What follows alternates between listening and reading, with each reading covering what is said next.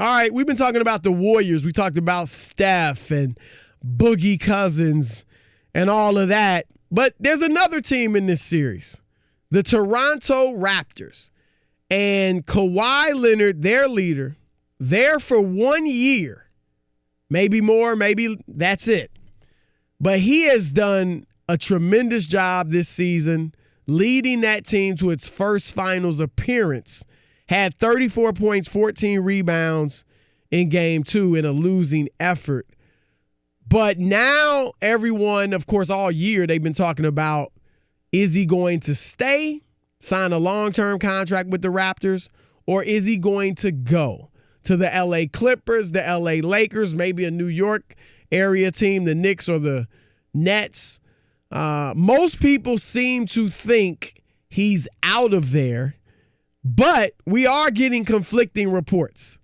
And we got Henry Abbott from True Hoop, who used to be the editor, the NBA editor at ESPN.com. I actually worked with him, right? Yeah, you worked with him at ESPN.com. And then he's now with True Hoop, which he created years ago. And now he's doing that full time. He has his own group, media company called True Hoop. And then you've got Ramona Shelburne and Adrian Wojnarowski from ESPN. And all of these people have conflicting reports. Rob G, tell us what they're all saying. Help us out, please. Well, from True Hoop, Henry Abbott in conjunction with David Thorpe is his guy over there. They worked on this one together. And they both were – Thorpe was at ESPN too. Right. He said, quote, on Friday, even before the finals began, we at True Hoop heard from plugged-in sources associated with players and the league, but not the team, that Kawhi would return to Toronto at least on a short-term deal.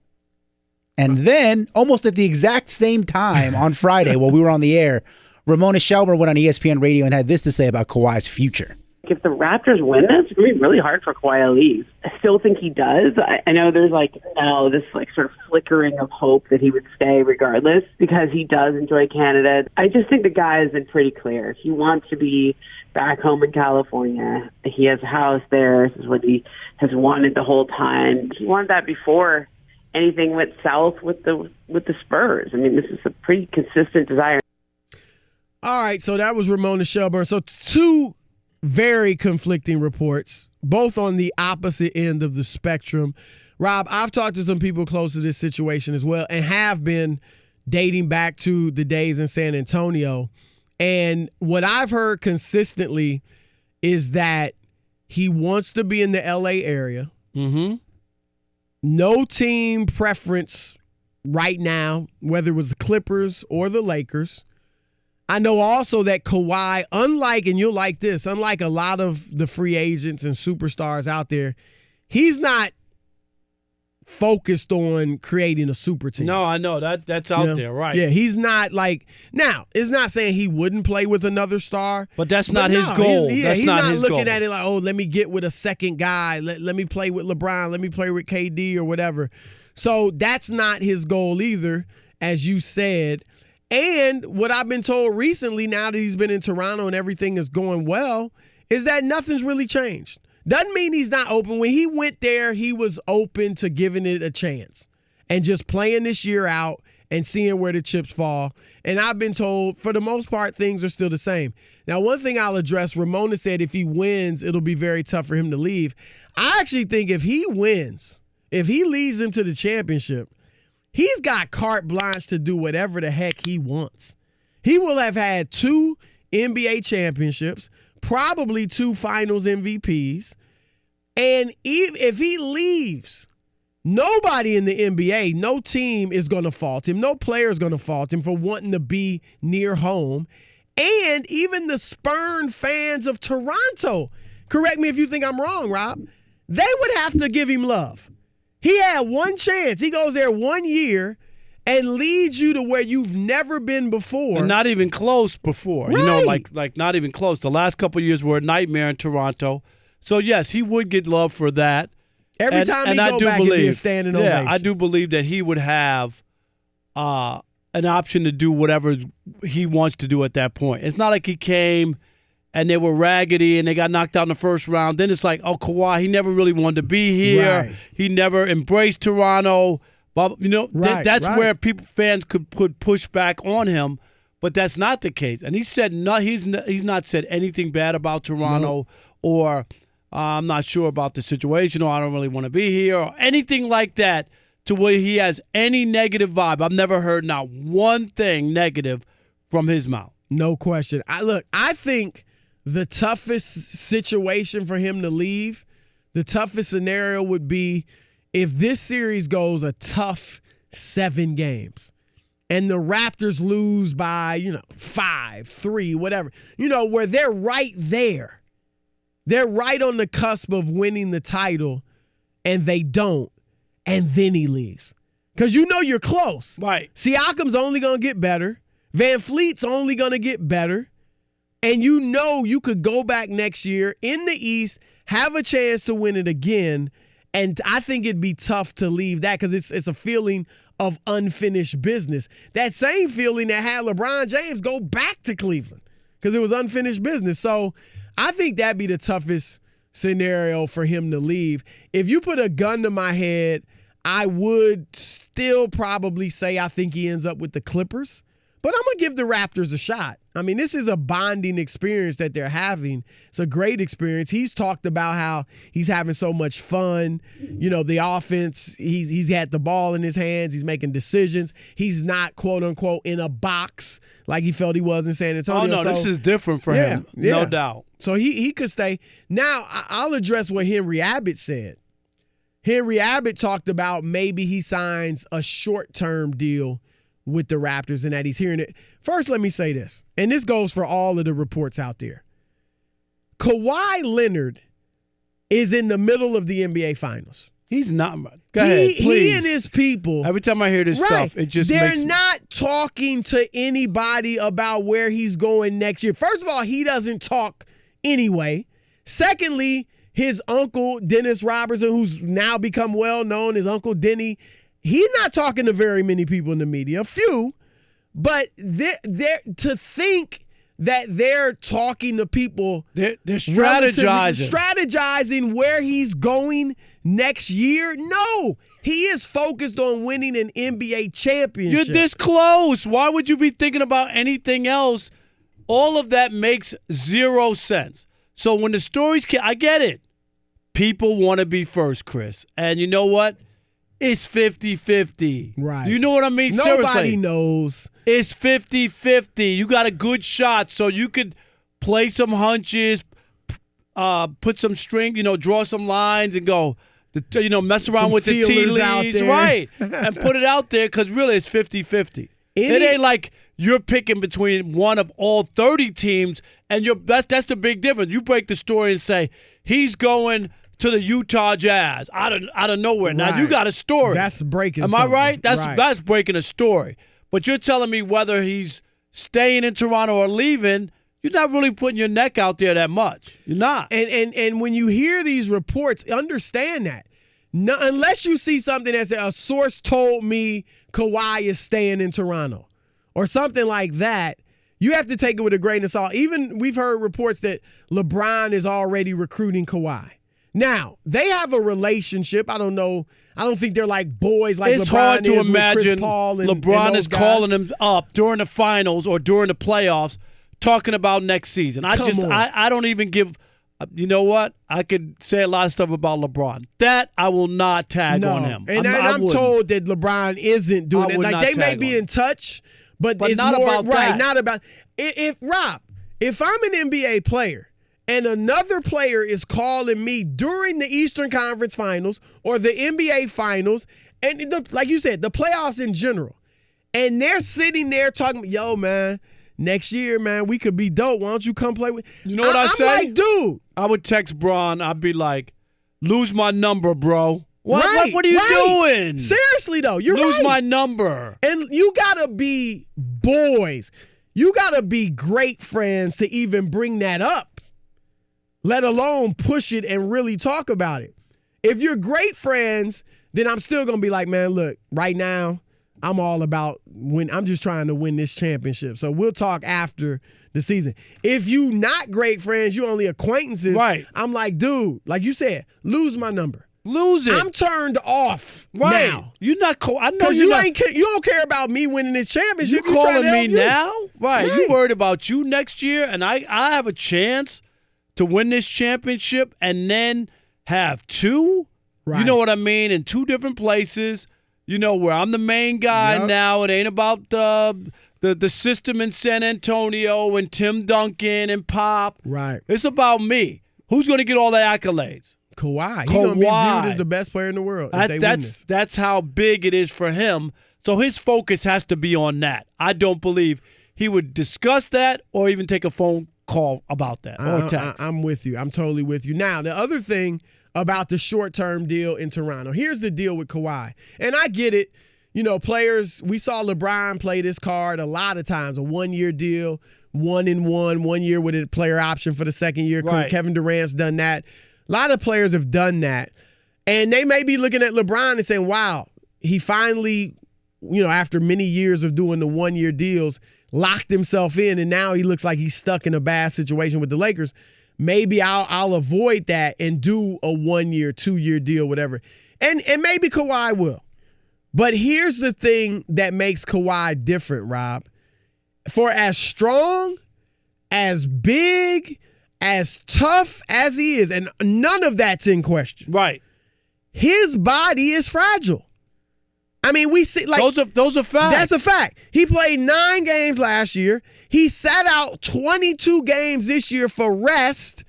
And you see right now, many people think he's not 100% now. He doesn't look like he's as explosive as he was early in the playoffs. He's only played more than 66 games, 2 seasons in his 8 years in the league.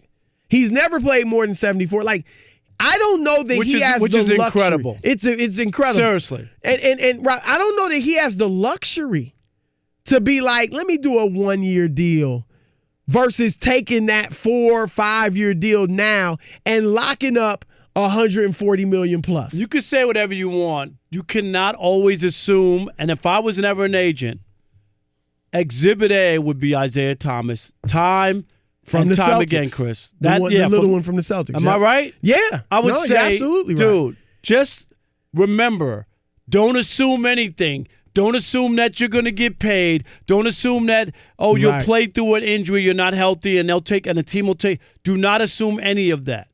When there's guaranteed money on the table, you better be looking to take it and understand that it could happen overnight. That if you're Boogie Cousins, he's another one. Good example. He was in line for a max 206 in Sacramento, Chris. 206.